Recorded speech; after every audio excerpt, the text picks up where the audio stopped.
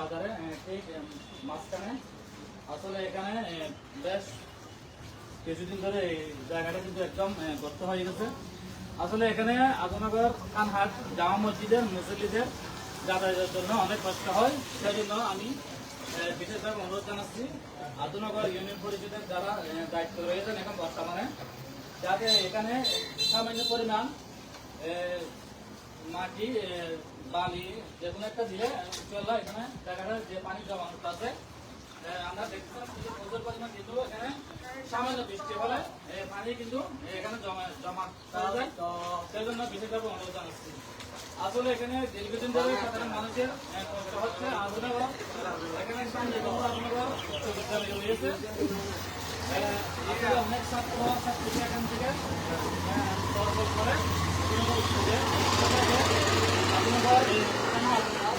সামনে আসলে মুসল্লিদের জন্য অনেক কষ্ট হয়। এই জায়গাটা কিন্তু আপনারা জানেন এখানে চলাচল করতে কিন্তু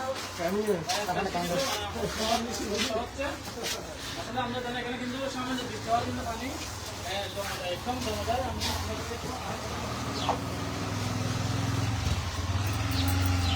আসলে এখানে কি পরিমাণ দেখেন আপনারা, সামান্য বৃষ্টি হলে এখানে কিন্তু পানি কিন্তু প্রচুর পরিমাণ পানি হয়ে যায়। সেই জন্য আমি পুনরিতভাবে একটু যদি থাকেন এখানে আসলে মুসল্লিদের সুবিধার্থে আজমনগর জামা মসজিদ রয়েছে, সেই সাথে এখানে আজমনগর উচ্চ বিদ্যালয় রয়েছে।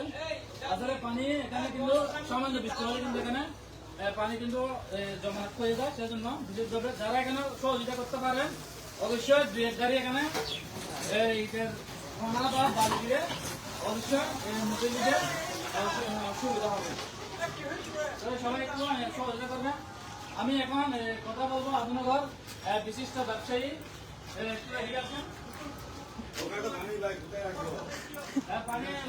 আমি একটু আসলে এখানে আজমনগর খানহাট বাজারে পুবালী ব্যাংকের সামনে বেশ কিছুদিন ধরে এখানে গর্ত হয়েছে। আসলে এখানে পানি জমা হচ্ছে, একটু আমাদের জানান। মেম্বার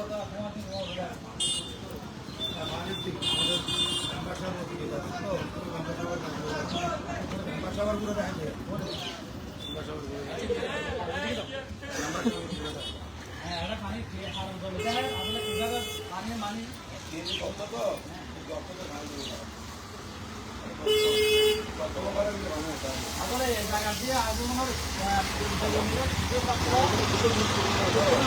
সড়ক আসলে আজমনগর বাজারে মধ্যে আপনারা জানেন আসলে কষ্টের কারণে সাধারণ জনগণ অনেক কষ্ট হচ্ছে।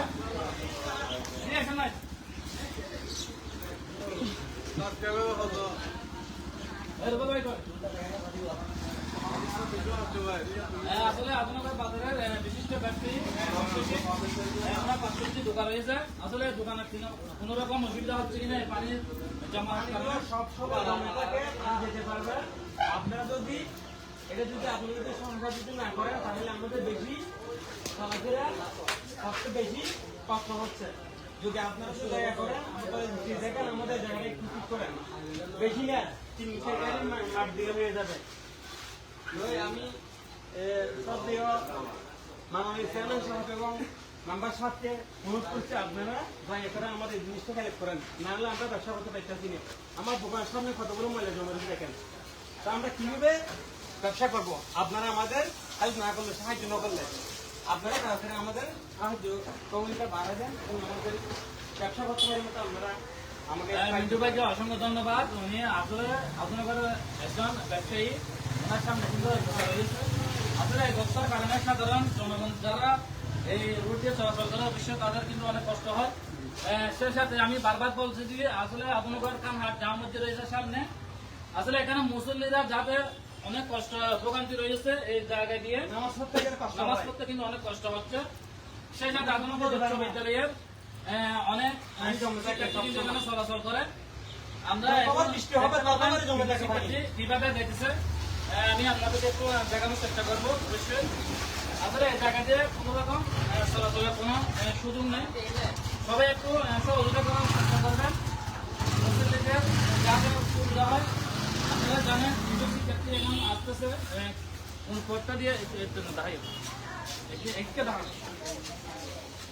আমরা দেখেন কিছু শিক্ষার্থী দেখেছে পানি দিয়ে করতে পারতেছে না, আসলে এখানে পানির কারণে সেদিকে রোডের কাছে দিয়ে চলাচল করতে হচ্ছে।